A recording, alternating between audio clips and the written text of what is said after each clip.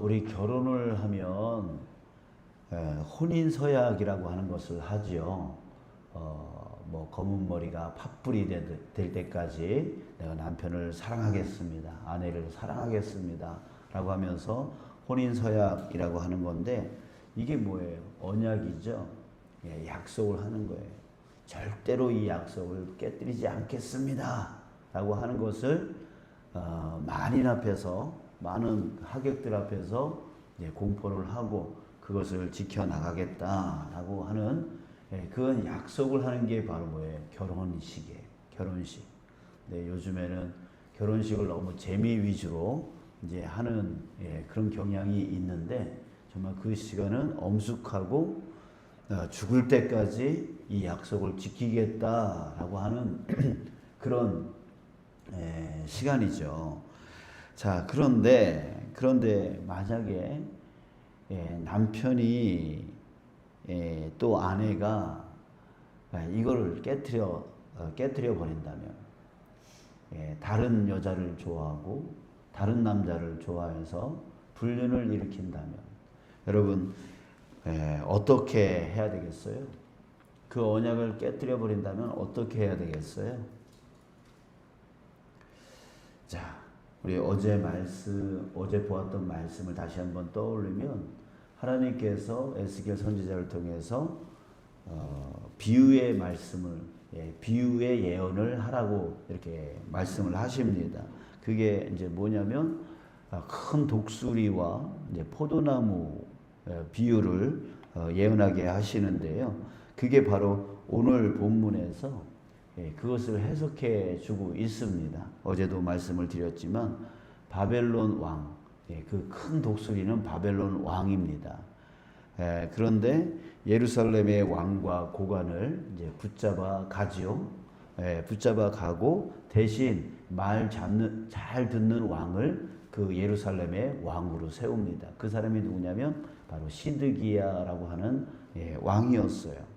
그래서 언약을 잘 지키면, 그러니까 그 시드기야 왕을 예루살렘 왕으로 세워 놓을 때에 네가 나와의 약속을 잘 지키면 너는 아무런 문제가 없을 것이다 라고 하면서 언약을 세워놓고 갔단 말이에요. 그런데 이 시드기야 왕이 무슨 생각을 하냐면 우리가 저 이집트에게 군사적으로 요청을 하면 반드시 우리 그 이집트가 우리를 도와줄 거야.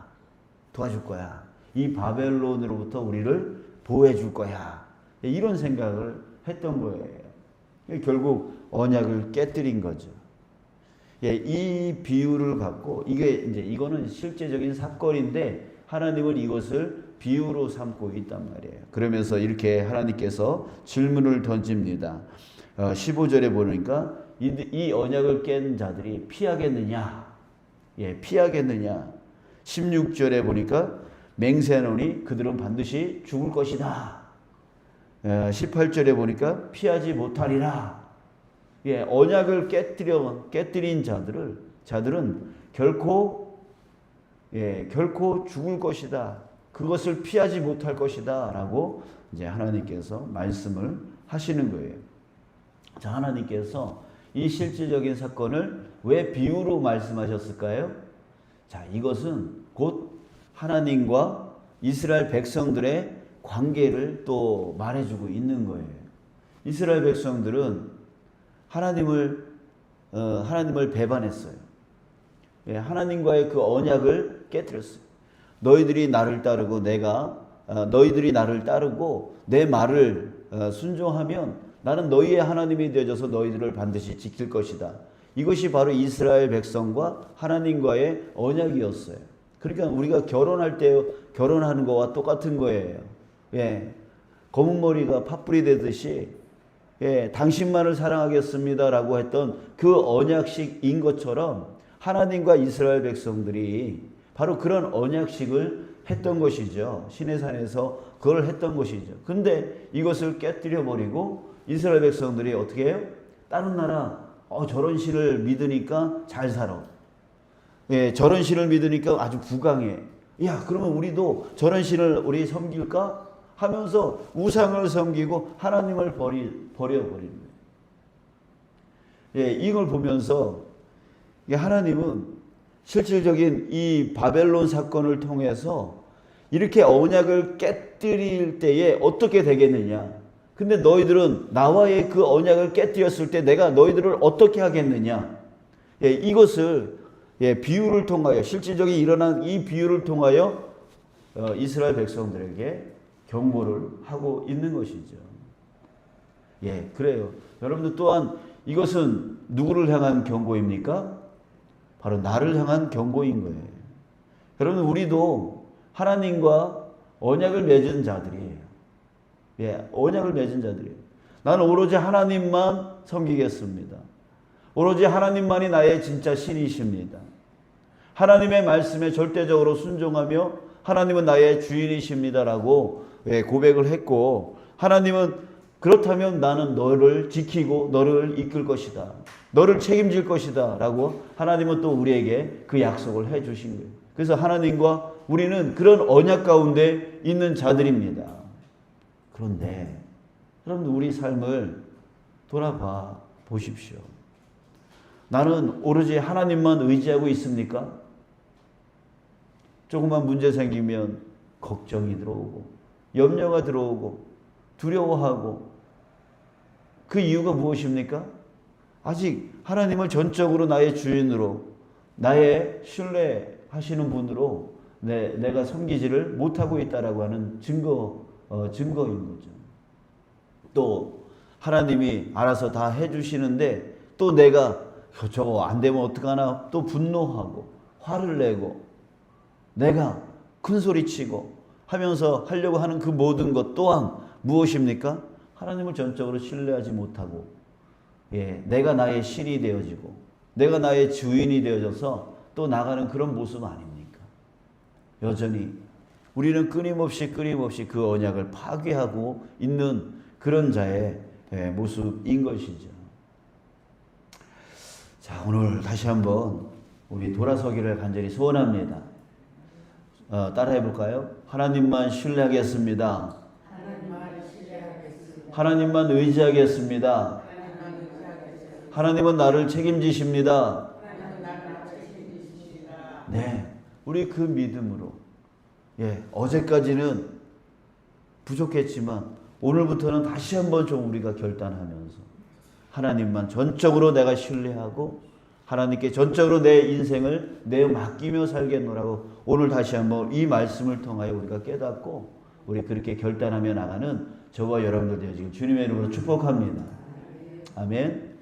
자, 여러분, 그런데요, 사람과 다른 것이 바로 하나님이시죠. 사람은 언약을 깨뜨리면 난 저 사람 죽을 때까지 안 볼 거야, 예, 이러는 게 사람이죠. 그러나 하나님은 어떤 하나님이십니까? 심판하시지만 그 심판은 무슨 의미라고 하셨죠? 우리로 알게 하려고, 깨닫게 하려고 하는 것이 바로 심판이라고 그랬어요. 또 그리고 우리를 빚으려고, 우리의 온전치 못한 것을 온전하게 다시 빚어주시려고, 예, 심판하신다 그랬어요. 그래서 심판은 이 두 가지의 의미를 갖고 있다 그랬어요. 자, 여러분, 우리 22절 보면은 그렇게 앞에서 심판하겠다, 언약을 깨면 반드시 너희들 멸망시키겠다라고 하셨던 하나님이 22절부터 말씀을 완전히 바꾸시는데 무슨 말씀하고 계시냐면, 주 여호와께서 이같이 말씀하시되 내가 백향목 꼭대기에서 높은 가지를 꺾어다가 심으리라. 백향목 꼭대기에서 높은 가지를 꺾어다가, 이게 뭘까요? 누구를 말하는 걸까요? 여러분들이 너무나 잘 알고 있는 누구? 바로 예수님. 바로 메시아, 우리의 구원자 메시아를 말씀하고 계시는 거예요. 백향목 꼭대기에서 높은 가지를 꺾어다가 심으리라. 내가 그 높은 세 가지 끝에서 연한 가지를 꺾어 높고 우뚝 솟은 산에 심되 이스라엘 높은 산에 심으리니 그 가지가 무성하고 열매를 맺어 아름다운 백향목이 될 것이요 각종 새가 그 아래에서 깃들리며 그 가지 그늘에 살리라. 예, 바로 메시아를 세우겠다. 이 메시아는 뭡니까? 하나님과 우리 사람들 사이의 중재자입니다. 그러니까 다리를 연결시켜 주겠다는 거예요. 다시금 회복의 기회를 주시겠다라고 하는 거예요. 여러분 이 말씀은 이 에스겔에서 이 말씀은 바로 예수님이 오시기 700년 전, 약 700년 전에 쓰여진 말씀이에요. 700년 후에 바로 예수님, 메시아이신 예수님이 이 땅 가운데 실제적으로 오셨어요. 하나님이 보내주셨어요. 그로부터 2000년이 지났어요. 우리에게는 항상 하나님께로 나아갈 수 있는 다리가 놓여 있다는 얘기예요. 여러분들 이게 뭐예요? 한량없는 큰 은혜. 한량없는 큰 은혜이죠. 정말 예수님으로 인하여 우리가 하나님의 자녀가 되었고, 예수님으로 인하여 우리가 하나님 앞에 어떤 것이든 다 구할 수 있고 또 응답받을 수 있게 되었고, 또 예수님으로 인하여 우리는 하나님 앞에 언제라도 가서 하나님의 그 도우심과 인도하심과 지켜주심과 책임지심을, 그 은혜를 누려 살아갈 수 있게 되었다는 거예요. 그 자격이 주어졌다는 거예요. 여러분 이것이 뭐예요? 은혜인 거죠. 은혜인 거죠. 하나님이 결코 우리를 버리지 않겠다라고 하는 증거로 바로 그 아들을 우리에게 보내주신 것이죠. 사랑하는 여러분, 여러분들은 정말 대단하신 분들이에요. 정말 큰 은혜 받은 정말 복된 사람들이에요. 여러분 그걸 알아야 돼요. 그걸 알아야 돼요. 에휴 내 인생 뭐 이러다가 죽지. 여러분 정말 여러분들이 얼마나 귀한 자인가, 얼마나 보배로운 자인가, 얼마나 은혜 받은 자인가, 얼마나 소중한 자인가, 여러분 그걸 알고 깨달아야 돼요. 하나님은 여러분들을 위해서 자기 독생자, 외아들인 독생자까지 아끼지 아니하시면서 구원해낸 너무나 소중한 자들이라는 거예요. 그런데 한숨 푹푹 쉬면서 아유 내 인생 왜 이러나, 여러분 이렇게 말하면 안 되는 거예요. 여러분 내가 받은 은혜가 얼마나 큰 은혜인가를 알고 깨닫는 자가 정말 온전한 신앙의 삶을, 또한 그 은혜를 누리며 살아갈 수 있게 되는 줄 믿습니다. 여러분들 너무나 소중한 분들이에요. 하나님이 얼마나 소중하게 여겼으면 자기 아들까지도 희생시키면서 여러분들을 구했겠어요. 여러분들 오늘부터 우리 하나님만 의지하고, 하나님 안에서 나는 소중한 사람이야, 나는 귀중한 사람이야, 나는 보배로운 사람이야, 이것을 깨닫고 보배롭게 사시기 바랍니다. 소중한 자로 사시기 바랍니다. 자기를 학대하지 마시고, 자기를 못났다 하지 마시고, 주님 안에서 나는 소중한 자로서 당당하게, 당당하게, 그리고 남들이 뭐라 그러면 내 아버지가 하나님이야, 내 아버지가 하나님이야, 네가 뭔데 날 뭐라 그래 하면서 당당하게 사십시오. 그리고 주님의 이름으로 모든 일에 승리하시길. 주님의 이름으로 우리가 하나님 앞에 구하면 하나님은 나 때문에 나의 기도를 들어주시는 게 아니라 예수 그리스도, 우리에게 보증인이 계세요. 보증인이 계세요. 그러니까 그 보증인의 이름, 예수 그리스도의 이름으로 모든 일에 승리해 나가는 저와 여러분들 되시길 주님의 이름으로 축복합니다. 그리고 사탄 악한 마귀가 나를 유혹하고 나를 힘들게 만들고 어렵게 만들 때에 우리에게는 보증인의 그 이름이 있어요. 나사렛 예수 그리스도의 이름으로 명하노니 너는 내 안에서 떠나갈지어다. 우리 그렇게 선포하고 능히 승리하여 나가는 하나님의 자녀답게 살아가는 저와 여러분들 우리 모두가 되어지길 주님의 이름으로 축복합니다.